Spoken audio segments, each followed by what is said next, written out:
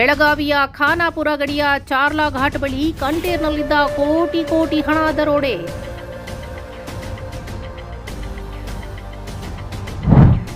ಗೋವಾದಿಂದ ಮಹಾರಾಷ್ಟ್ರಕ್ಕೆ ಸಾಗಿಸುತ್ತಿದ್ದ 400 ಕೋಟಿಗೂ ಅಧಿಕ ನಗದು ಲೂಟಿ ಮಾಡಿದ ಕಿಡಿಗೇಡಿಗಳು.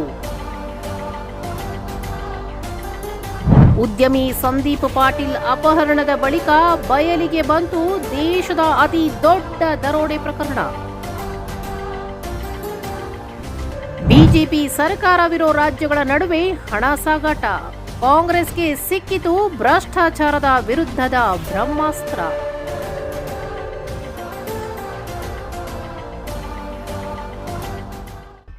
ಕರ್ನಾಟಕದ ಬೆಳಗಾವಿ ಗಡಿಯಲ್ಲಿ ನಡೆದಿದೆ ಎನ್ನಲಾದ ದೇಶದ ಅತಿ ದೊಡ್ಡ ದರೋಡೆ ಪ್ರಕರಣ ಈಗ ರಾಜಕೀಯ ವಲಯದಲ್ಲಿ ಅಕ್ಷರಶಃ ಬಾಂಬ್ ಸಿಡಿಸಿದೆ. ಗೋವಾದಿಂದ ಮಹಾರಾಷ್ಟ್ರಕ್ಕೆ ಕಂಟೈನರ್ಗಳಲ್ಲಿ ಸಾಗಿಸುತ್ತಿದ್ದ ಸುಮಾರು 400ರಿಂದ 1,000 ಕೋಟಿ ರೂಪಾಯಿ ನಗದು ಖಾನಾಪುರ ಬಳಿ ಲೂಟಿಯಾಗಿದೆ ಅನ್ನೋ ಸ್ಫೋಟಕ ಮಾಹಿತಿ ಹೊರಬಿದ್ದಿದೆ. ಈವರೆಗೆ ಕಾಂಗ್ರೆಸ್ ಸರ್ಕಾರವನ್ನ ಎಟಿಎಂ ಅಂತ ಟೀಕಿಸುತ್ತಿದ್ದ ಬಿಜೆಪಿಗೆ ಈಗ ಈ ಪ್ರಕರಣ ತಿರುಗು ಬಾಣವಾಗಿದೆ. ಸ್ಥಳೀಯ ಸಂಸ್ಥೆಗಳ ಚುನಾವಣೆಗಾಗಿ ಬಿಜೆಪಿ ಆಡಳಿತವಿರೋ ರಾಜ್ಯಗಳ ನಡುವೆ ಇಷ್ಟೊಂದು ಹಣ ಸಾಗಾಟವಾಗ್ತಿತ್ತ? ಈ ದರೋಡೆ ಪ್ರಕರಣದಲ್ಲಿ ಅಸಲಿ ಕಥೆ ಏನು ಅನ್ನೋದರ ಕಂಪ್ಲೀಟ್ ರಿಪೋರ್ಟ್ ಇಲ್ಲಿದೆ ನೋಡಿ.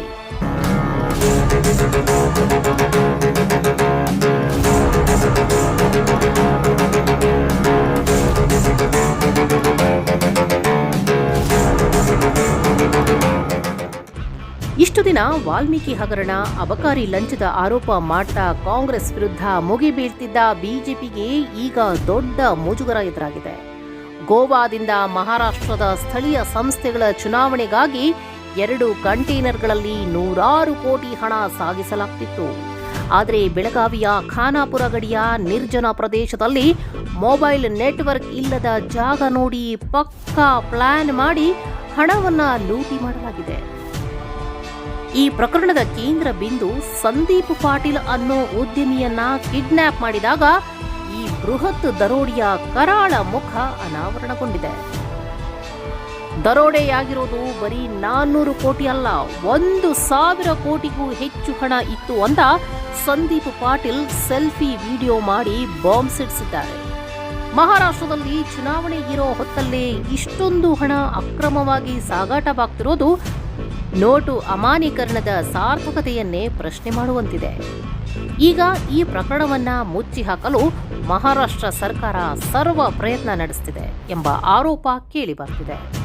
ದೂರು ನೀಡಿದ್ರೂ ಮಹಾರಾಷ್ಟ್ರ ಪೊಲೀಸರು ಕರ್ನಾಟಕದ ತನಿಖಾ ತಂಡಕ್ಕೆ ಸರಿಯಾಗಿ ಸಹಕರಿಸುತ್ತಿಲ್ಲ ಅನ್ನೋದು ಗೊಂದಲಕ್ಕೆ ಕಾರಣವಾಗಿದೆ.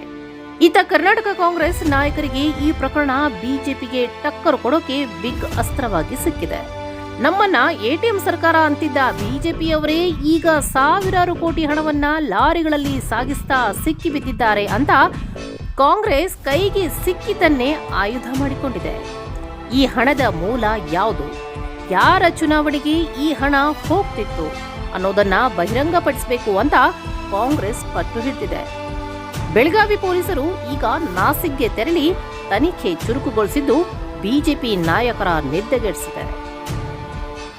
ಒಟ್ಟಿನಲ್ಲಿ ಗಡಿ ಭಾಗದಲ್ಲಿ ನಡೆದ ಈ ದರೋಡೆ ಪ್ರಕರಣ ಕೇವಲ ಕ್ರೈಮ್ ಸ್ಟೋರಿಯಾಗಿ ಉಳಿದಿಲ್ಲ, ಇದು ರಾಷ್ಟ್ರ ಮಟ್ಟದ ರಾಜಕೀಯ ಜಿದ್ದಾಜಿದ್ದಿಗೆ ಕಾರಣವಾಗಿದೆ. ರಿಯಲ್ ಎಸ್ಟೇಟ್ ಉದ್ಯಮಿಗಳ ಹೆಸರಲ್ಲಿ ಸಾಗಿಸುತ್ತಿದ್ದ ಈ ಹಣದ ಹಿಂದೆ ಯಾರಿದ್ದಾರೆ ಅನ್ನೋದು ಬಯಲಾಗಬೇಕಿದೆ.